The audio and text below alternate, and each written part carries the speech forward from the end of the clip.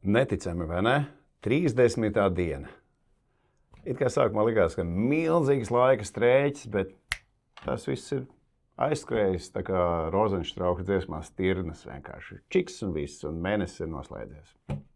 Jā, 30 dienas, kas ir, jāsaka, tikai sākums tavai jaunai dzīvei, tavai jaunajam ceļojumam, bet ir ārkārtīgi būtiski reflektēt, atskatīties uz to, kā ir gājis, kā ir bijis un izvilkt kaut kādas svarīgākās domas un atziņas. Tieši tāpēc mēs šodien esam sarūpējuši, gribētos teikt, desertu un atraduši dažus, manuprāt, vērtīgākos un labākos citātus no iepriekš pieminētā projekta 1000 dienas skaidrā. Un šī projekta ietvaros es intervēju dažādus cilvēkus, ārstus, speciālistus, arī zvaigznes tajā skaitā, arī Ansi, un viņš intervēja mani. Mēs daudz sadarbojāmies šajā jautājumā un beigās vienojāmies, ka sekojošie cilvēki un citāti un domu graudi no šiem cilvēkiem būtu tie, kurus mēs gribētu nodot arī tev. Tieši tā kā Agars saka, ir svarīgi saprast, kas palīdzēja, kas atturēja, kas bija ceļavēja brīži un kas savukārt likās, ka tā kā pret sienu vienkārši informācija, kas tevi sasniedz, informācija, kas tev palīdzēja un informācija, kas tev traucēja, un arī tavi rīcības modeļi, lai tev būtu skaidri, kas tev ir bijis agrāk, un kas tev ir tagad, un kas tev būs nākotnē, kāds tu vēlies būt, vai kāda tu vēlies būt, kādas ir tavas problēmas, stiprās un vārgās puses. Un tāpēc mēs sāksim šodien ar cilvēku, kurš šo pagātnes un tagadnes formu, manuprāt, ļoti labi ir atspoguļojis sarunā ar Agri, kurš ir pateicis ļoti spārnotu frāzi, kas, manuprāt, visiem, kas domā par atkarībām, kā viņas palīdz, vai traucē dzīvot, kas ir atklājis tādu ceļa gaismu, manuprāt, uz šo taciņu un pateicis savu viedokli, kas ļoti spilgti sakrīt arī ar manējo. Tas ir Jānis Šipkevics jaunākais. Un viņa vārdi bija, es necitēšu tagad precīzi, to jūs varat atrast raidījumā, bet tā doma ir sekojoša, ka viens no iemesliem, kāpēc viņš beidza lietot, jo viņam ārkārtīgi apnikās lietošanas laikā nepārtrauktā mīņāšanās pa pagātni. Viņš bija piefiksējis, ka cilvēki reibumā visu laiku atskatās un vai nu sūdzās, vai nu stāsta, cik pagātnē bija labi vai slikti. Retais pievērš uzmanību tagadnei, bet par nākotni dzeršanas laikā nerunā neviens. Un tā, manuprāt, ir patiesi trāpīga lieta, ko piefiksēt. Jo pēc tam arī es atskatījos un pareflektēju par to, kādas sarunas man ir bijušas ar cilvēkiem reibuma laikā. Un tās parasti bija vai nu par traumām un saslimšanām, kas latviešiem ir ļoti raksturīga lieta tēma, un, vai arī par to, kā ir kaut kur citur, tikai ne šeit un tagad. Lūk, arī ar šeit un tagad, un ja tu esi skaidrā, tad tu vari arī domāt par savu stratēģiju, kāda tā būs. Šeit un tagad, bet arī rīt, un pēc gada, un pēc diviem, un ko tu vēlies, un ko tu nevēlies savā dzīvē. Tu vari būt selektīvs, vai arī precīzi izvēlēties, vai vismaz maksimāli, optimāli precīzi šim brīdim, kurā tu atrodies. Tu vari modelēt savu dzīvi, tu vari to plānot, tu vari arī izdomāt un izplānot savu stratēģiju. Ja tu dzer, tad pārsvarā tu tomēr domā par to, kā bija vakar, aizvakar un aiz vakar. Un tas ir Jāņa Šipkevica ceļa vārdi, ko mēs varam ņemt līdzi no 1000 dienas skaidrā projekta, no Agri intervijas. Un mēs plūstoši varam pārēt pie nākamās zvaigznes līdz ar to, kurš līdzīgi Raimondam Paulam un daudziem citiem ir sapratis, ka vienkārši savādāk nebūs labi, savādāk būs tā, ka manis nebūs. Es papildināšu, viņš ne tikai saprata, bet viņš arī tika brīdināts. Runa ir par mūzikas žurnālistu Uldu Rudaku, ar kuru man arī bija tas gods aprunāties intervijā. Viņš arī ir godīgi cilvēks atzinis un pateicis, bet es gan vērsīšu uzmanību uz vēl vienu citu faktoru un tad pateikšu, kas tā pamatdoma ir. Viņš, kad mēs viņu intervēju, viņš nebija lietojis kopā jau, ja es pareizi sapratu, 7 gadus. Bet triks bija tajā, ka pēc 3 gadiem skaidrības viņam bija ienākusi prātā doma, ka, ja jau es 3 gadus neesmu lietojis, tad jau es, kā saka, drusku varu. Un viņš, protams, ka lietoja, piedzērās un nākošajā rītā jutās tik ārkārtīgi slikti un tik dziļi nožēloja to, ka viņš ir izjaucis 3 gadu laikā uzbūvētās labsajūtas pili, ka tajā brīdī viņš saprata, un es vairs negribu, un nekad vairs. Jo tā bija vēl viena lieta, kas arī viņam tika skaidri un gaiši pateikta. Uldi, vai nu dzersi un nomirsi drīz, vai nu jābeidz ir tagad. Un arī šis ir viens no tiem stāstiem, kas palīdz domāt par zemāko punktu, ja tā drīkst izteikties. Un es vienmēr esmu teicis un uzskatījis, ka tu drīkst izvēlēties savu zemāko punktu jebkurā brīdī. Nav jāsagaida ārsta norāde par to, ka tu nomirsi, ja turpināsi. Tu drīksti beigt arī tagad. Jā, un tas veselības faktors. Vēl viens no pīlāriem, uz kā tā skaidrības māja turās, ka tad, kad tu lieto alkoholu, neapšaubām tu sevi indē. Un es domāju, nav jēgas pēdējā dienā iedziļināties tagad visos mīnusos, ko alkohols varētu izdarīt ar tavu ķermeni un tavu garīgo pasauli un arī tavu dzīvi. Bet Uldis bija tas, kurš saprata, ka ir jābeidz. Un es domāju, ka arī tā izpratne jebkuram domājušam cilvēkam agrāk vai vēlāk atnāk. Bet turpināsim. Turpināsim. Mēs ar vienu no vadošajiem bērnu psihiatriem Latvijā, Nikitu Bezborodovs, ar kuru man ir bijusi šī iespēja un gods aprunāties intervijas kontekstā. Un viņš citkārt no tādas medicīniskās puses arī pateica ļoti interesantu frāzi, par kuru mēs labprāt arī varam padiskutēt, par to, ka nepietiek vien ar to, ka tur bija kontekstā ar mani, ka es rādu apstākļus, kuros cilvēki vairs nevēlas lietot, respektīvi stāstu, cik ārkārtīgi labi tas ir būtisks aspekts arī vide, kurā viņi ir. Tātad, ja nemainās sociālais līmenis, tad cilvēka varbūtība pārstāt lietot ir salīdzinoši maza. Es ticu un ceru to, ka neviens šobrīd no tiem, kas iegādājās mūsu kursu, nav zemākajā līmenī nabadzīgs. Līdz ar to jums ir plašākas iespējas pieņemt savam sociālajam statusam atbilstošus lēmumus. Bet tas arī mani pamudināja uz vienu citu jautājumu. Kas rada ko? Vide mani vai es vidi?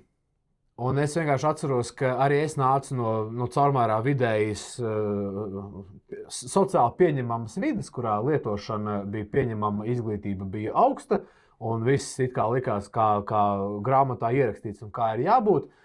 Un vienmēr vainoju vidi un apstākļus ap sevi, kāpēc es, piemēram, akurāt lietoju. Un tikai tad, kad es beidzu lietot, es sapratu to, ka cik ļoti es ar savu skaidro prātu un savu apziņu varu ietekmēt vidi ap sevi. Tātad šīs te duālā sajūta par to, kas ir no sērijas pirmais vista vai ola, vidi veido mani vai es vidi, ir tāds aktuāls. Es piekrītu arī Nikitam, bet arī es uzskatu to, ka mēs esam ļoti atkarīgi no tā, kā mēs attiecamies pret dzīvi un kā mēs attiecamies pret dzīvi ietekmē mūsu vidi. Ansi, varbūt tev ir radikāls cits viedoklis. Jā, man ir radikāls viedoklis šajā ziņā. Manuprāt, galvenais ir tas, ko cilvēks pats vēlās. Pēc tam jau vīda un viss pārējais. Protams, ka viss ir miedarbībā, bet ja cilvēks pieņem lēmumu kaut ko darīt, un ja viņš ir ļoti motivēts to darīt, piemēram, tas ir Bruce Lee teksts, būs par...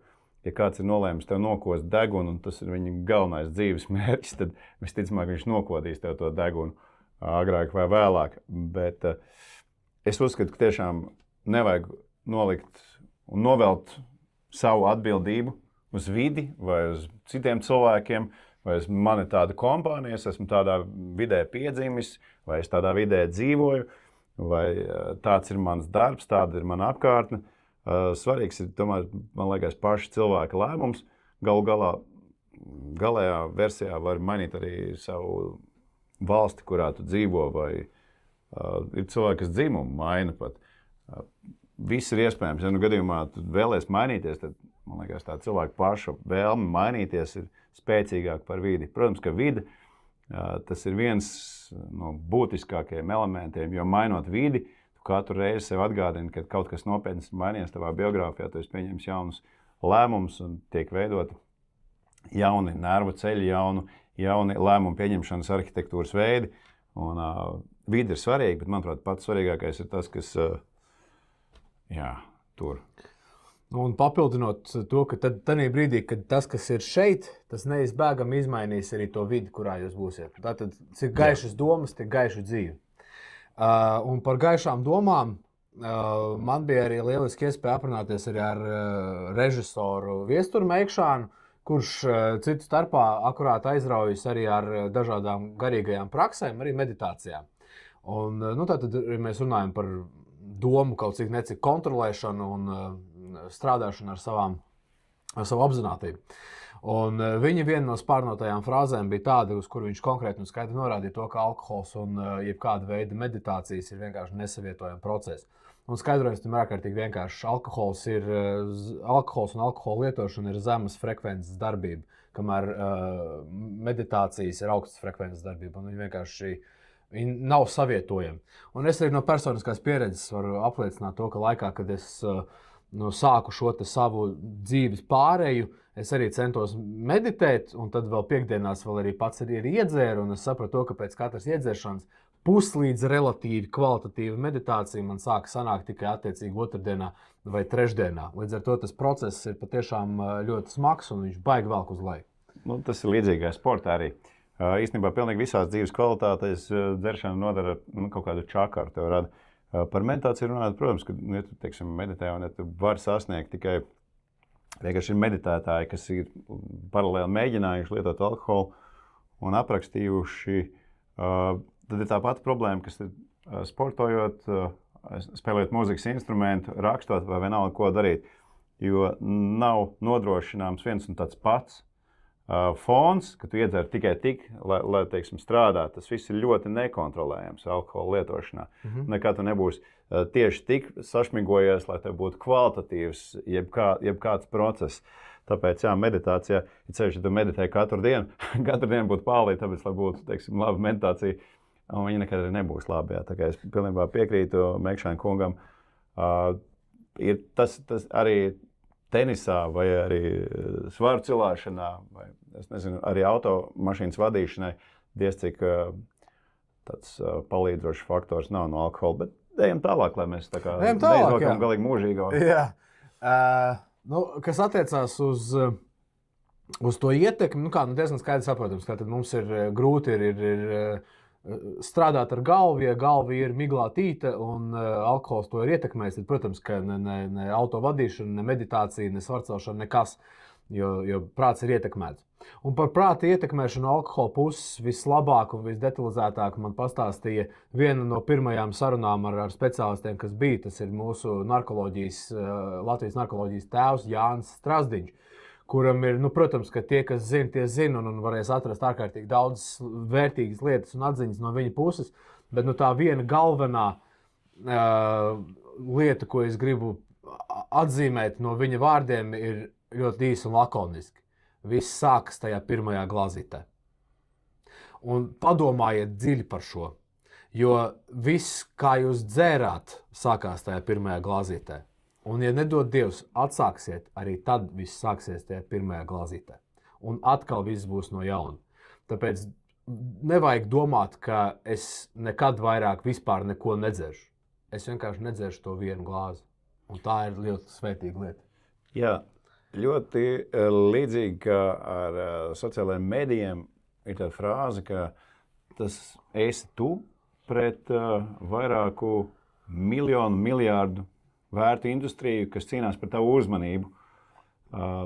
Tas ir citāts no filmas par sociālo mediju lietošanu. Un šeit ir ļoti līdzīgi. Un tas kontakts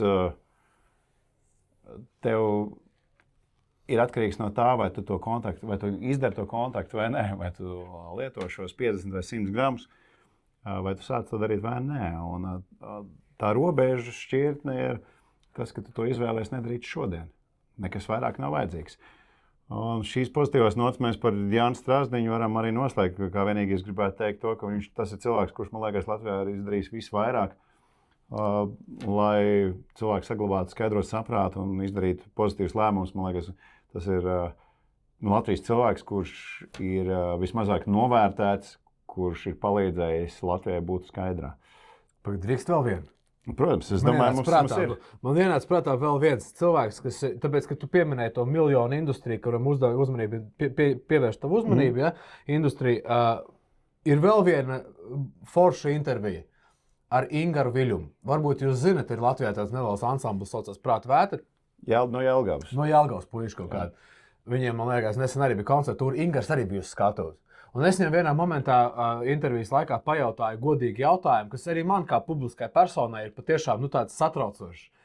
Un es viņam jautāju, klausies, kā tu tiec galā, kā tu jūties, tad, kad tu skaidrā uzkāp uz skatuves un uz tevi skatās 60,000 cilvēku. Un iedomājieties, starp mums ir cilvēki, kas nav spējīgi aiziet aprunāties ar meiteni skaidrā. Un ir cilvēki, kas var uzkāpt uz skatuves skaidrā 60,000 priekšā, un visi uz viņu skatās un vēro. Un es tagad gan gribētu noslēgt ar tādu novēlējumu, lai jums visiem tāds raksturs, ka jūs saprotat, ka jūs izskatāties, spēlējat, darat visu savā dzīvē tik labi, ka jums nav jākaunās ne no 1, ne 6, ne 6,000, ne 60,000. Lai ir šis spēks ar jums, un, ja gadījumā pašā noslēgumā, no mums ar Ansi un no visiem intervētajiem, no visiem cilvēkiem, ar kuriem es esmu komunicējis par šo tēmu vairāk kā 3 gadu laikā, ir viena konkrēta frāze, kur es gribu pateikt, un lai tas iesēžās pavisam dziļi jūsu kaulu smadzenēs. Neviens cilvēks nav nožēlojis, ka ir beidzis dzert. Un šīs pozitīvās notas arī varam noslēgt mūsu 30 dienas, lai sirdī valda prieks, nedzerot, tu vari būt tu pats. Un tagad mēs varam apsveikt viens otru. Paldies ar šo noslēgsim. Paldies. Un paldies tev. Labi, čau, lai viss labi. Laimīgi.